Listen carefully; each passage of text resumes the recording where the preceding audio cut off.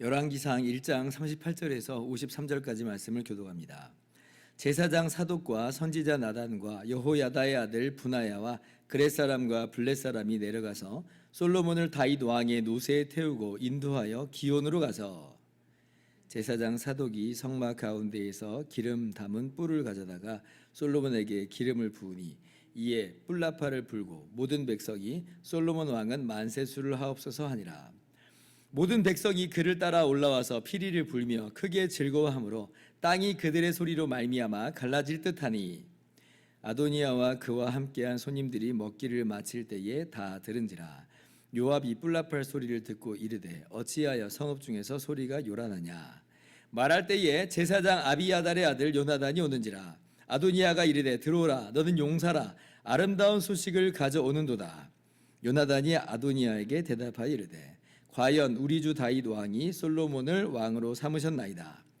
왕께서 제사장 사독과 선지자 나단과 여호야다의 아들 분하야와 그렛 사람과 블렛 사람을 솔로몬과 함께 보내셨는데 그들 무리가 왕의 노새에 솔로몬을 태워다가 제사장 사독과 선지자 나단이 기온에서 기름을 부어 왕으로 삼고 무리가 그곳에서 올라오며 즐거워하므로 성읍이 진동하였나니 당신들에게 들린 소리가 이것이라. 또 솔로몬도 왕자에 앉아 있고 왕의 신하들 또 와서 우리 주 다윗 왕에게 축복하여 이르기를 왕의 하나님이 솔로몬의 이름을 왕의 이름보다 더 아름답게 하시고 그의 왕위를 왕의 위보다 크게 하시기를 원하나이다 하매 왕이 침상에서 몸을 굽히고 또한 이르시기를 이스라엘의 하나님 여호와를 찬송하리로다. 여호와께서 오늘 내 왕위에 앉을 자를 주사 내 눈으로 보게 하셨도다 하셨나이다 하니 아도니아와 함께한 손님들이 다 놀라 일어나 각기 갈 길로 간지라. 아도니아도 솔로몬을 두려워하여 일어나 가서 제단 뿔을 잡으니 어떤 사람이 솔로몬에게 말하여 이르되 아도니아가 솔로몬 왕을 두려워하여 지금 제단 뿔을 잡고 말하기를 솔로몬 왕이 오늘 칼로 자기 종을 죽이지 않겠다고 내게 맹세하기를 원한다 하나이다. 솔로몬이 이르되 그가 만일 선한 사람일진데 그의 머리털 하나도 땅에 떨어지지 아니하려니와 그에게 악한 것이 보이면 죽으리라 하고 같이요. 사람을 보내어 그를 제단에서 이끌어내리니 그가 와서 솔로몬 왕께 절하매 솔로몬이 이르기를 내 집으로 가라 하였더라. 아멘. 할렐루야. 하나님의 크신 은혜와 평강이 오늘도 변함없이 여러분 가운데 가득 넘치기를 주님의 이름으로 축원합니다. 오늘 본문 말씀은 솔로몬의 이 즉위식 내용을 담고 있습니다. 정말 기쁨의 시간이고 또 예루살렘의 많은 주민들이 함께 환영하는 그런 복된 시간인데요. 그런데 이제 어떻게 보면 좀 상대적으로 조촐하게 보일 수 있겠다 이런 생각을 한번 해봅니다. 왜냐하면 다윗 왕 당시의 이스라엘은 그 지역에서 가장 강력한 나라 중에 하나였거든요. 다른 주변의 모든 나라들을 다 싸워서 이기고 또 내지는 평화조약을 맺었어요. 어느 누구도 어떤 나라도 이스라엘을 넘볼 수가 없었고 그 위세는 애굽과 거의 방불한 견줄 수 있는 그런 정도로 강성한 그런 나라였습니다. 그러면 이 정도면 대관식도 어떻게 해야 될 것 같아요? 정말 화려하게 진행될 수도 있을 것만 같습니다. 각지에서 사절단들이 찾아오고 또 이스라엘도 12지파니까 12지파의 대표단들이 또 각 지파 사람들을 데리고 막 와가지고 이 대관식을 치러낼 수 있을 것 같아요. 그럼 정말 멋들어지게 진행될 수 있을 것 같습니다. 작년에 영국의 찰스 3세가 이제 대관식을 가졌잖아요. 그때 보면 그렇게 정말 화려하게 멋들어지게 진행되는 걸 볼 수 있었어요. 국가 원수급 인사가 100여 명 참석했고 포함해서 각 나라 203개국에서 대표단을 파송을 했습니다. 어마어마한 그런 환영 인파 속에서 그렇게 축복받으면서 대관식을 치른 거예요. 솔로몬의 대관식도 그렇게 될 수 있었을 거라고 생각을 하는 거예요, 저는. 그러나 솔로몬의 즉위식은 그렇게 할 수 없었습니다. 왜냐하면 이게 지금 예정에 있었던 즉위식이 아니라 갑자기 결정이 된 거잖아요. 오늘 결정됐고 오늘 진행이 됐기 때문에 상대적으로 조촐할 수밖에 없었다라고 하는 겁니다. 그러나 우리가 꼭 알 것이 있는데 그 뭐냐면 그런 외적인 화려함은 그렇게 중요하지 않다는 거예요.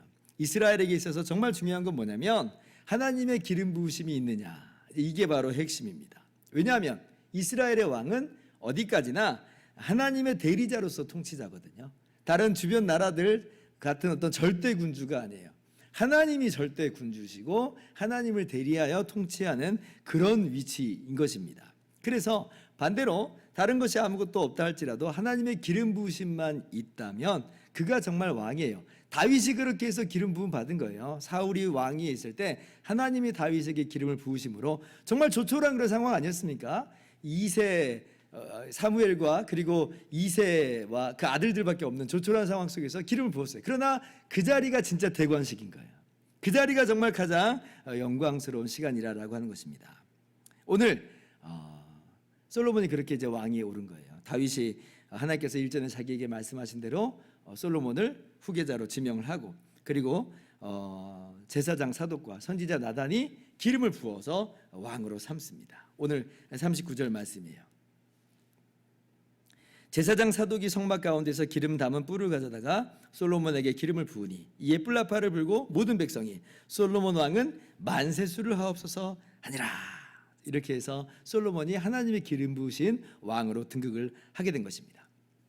문득 오늘 이 장면을 보면서 어떤 그 사건을 제가 좀 떠올리게 되냐면 지난주에 우리 부활주일날 있었던 세례식 장면을 좀 떠올리게 됐습니다. 세례식 웅장하고 화려하면 좋죠. 그런데 뭐 우리 교회 어때요? 뭐 그렇게 웅장한 건물을 가지고 있는 것 아니고 엄청 규모가 대단한 큰 교회도 아닙니다. 물론 마음 같아서는 정말 웅장하고 화려하게 아주 그냥 세례식이 삐까뻔쩍하게 진행되면 너무 좋겠지만 우리 교회는 뭐 그런 상황과 현실은 아닌 거예요. 그러나 오늘 말씀 보면서 다시 한번 제 마음을 고쳐잡는 게 이런 겁니다. 그게 본질이 아니다. 그게 본질이 아니다. 외적인 화려함이 본질이 아니다. 정말 중요한 것은 하나님의 기름 부심인 것이다. 집례자의 어떤 탁월함도 중요하지 않다. 심지어는 오직 성부와 성자와 성령의 이름으로 세례를 받는 그 자체가 핵심이고 그 자체가 의미 있는 것이고 그렇게 하나님이 인쳐주시는 세례이기 때문에 그래서 성례다. 임직식도 마찬가지죠. 하나님께서 세우신 그것이야말로 핵심인 거지 어떤 외적인 규모나 강사진의 어떤 면면이나 어떤 이 뭐 화려함이나 순서나 절차나 이런 것들이 그에게 권위와 어떤 은사를 가져다 주는 것은 아니다. 그 직분은 그렇게 해서 얻는 게 아니에요. 하나님께서 세우신 것으로 이루어지는 것입니다. 뭐 너무나 당연한 이야기인데 오늘 제가 좀 길게 한번 설명을 드렸습니다. 왜냐하면 우리 안에 자꾸 외적인 화려함으로 눈이 돌아갈 때가 있거든요. 그것이 마치 나에게 더 권위를 주는 것처럼 그것이 진짜 좀 핵심인 것처럼 생각을 하는데 그렇지 않다는 걸 제가 말씀드린 거예요. 그래서 우리가 다시 한번 우리가 받은 세례를 기억을 했으면 좋겠습니다. 성부와 성자와 성령의 이름으로 세례를 받은 그것이야말로 정말 하나님의 기름 부으심이고 정말 너무나 복된 일이에요.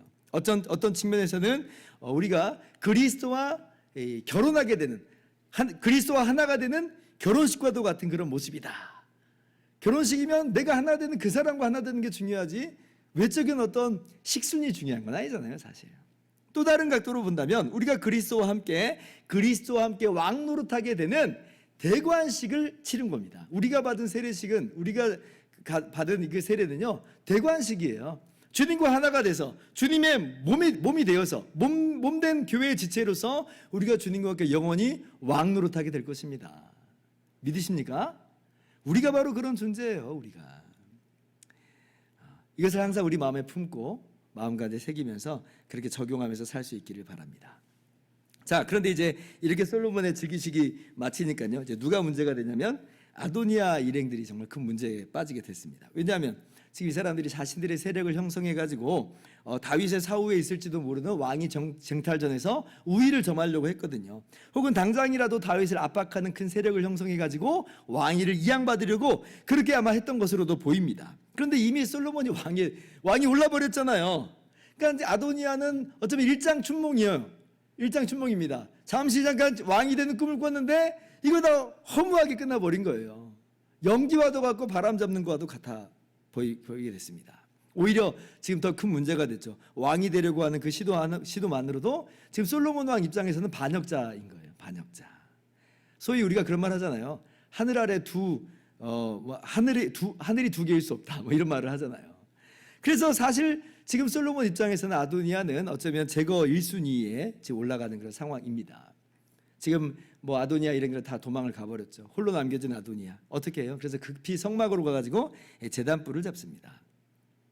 왜 제단불을 잡는 건지, 이게 무슨 의미가 있는 것인지 성경에 아주 명확하게 나와 있지는 않는데, 그런데 이제 아마도 이제 자기를 불쌍히 여겨달라고 은혜를 구하는 그런 장면 같아요. 용서를 비는 하나의 행동으로 보여지는 거죠. 왜냐하면 이 제단은 이제 죄사함을 이루는 속죄 제사가 드려지는 것이거든요. 그래서 그 속죄 제물의 피를 제단 뿔에 바릅니다. 그렇게 해서 이제 죄 용서하는 하나의 절차가 이루어지는 것인데, 우리가 이번에 특별 새벽 기도회 때 속죄제에 대해서 배웠잖아요. 바로 그 속죄제 제물의 피가 그렇게 제단 뿔에 발려져요.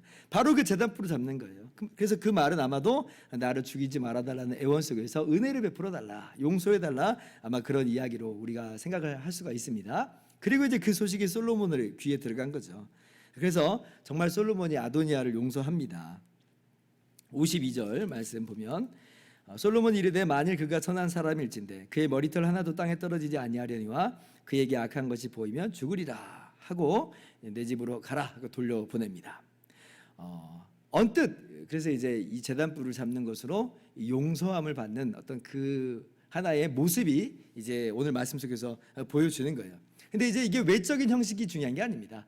정말 회개하는 게 중요한 것이고, 정말 그 피로 용서함 받는 게 중요한 거지, 단순히 외적 행동은 핵심은 아니에요. 그래서 아도니아가 앞으로 어떻게 되는지는 이제 토요일과 주일날 우리가 살펴보는 데서 우리가 함께 우리가 살펴볼 수 있을 것입니다. 자, 오늘 이제 말씀을 정리하겠습니다. 오늘 솔로몬의 주기식을 보면서 우리가 다시 한번 뭘 기억하는 거냐면, 내가 받은 세례, 내가 받은 결혼식, 내가 받은 대관식, 이것을 그리스도와 함께 얻은 그 영광을 함께 기억하는 것이 오늘 우리의 적용점 중에 하나다. 그리고 또 하나는 하나님 편에 서지 못한 아도니아의 모습을 보면서 그들의 결말이 얼마나 허무하고 허망한지를 보면서 우리가 세상 것들에 쫓아가는 것이 아니고 세상 편에 서는 것은 정말 어리석은 모습이라고 하는 걸 다시 한번 기억했으면 좋겠고, 그리고 하나 더 적용한다면 제단뿔을 잡는 것으로 흙깃 보여진다. 예수님의 십자가 보혈로 우리가 거저 용서함 받은 것을 다시 한번 기억하면서 죄사함의 기쁨과 감격 속에서 오늘 또 살아가실 수 있는 저와 여러분 다 되기를 주님의 이름으로 축원합니다. 기도하겠습니다.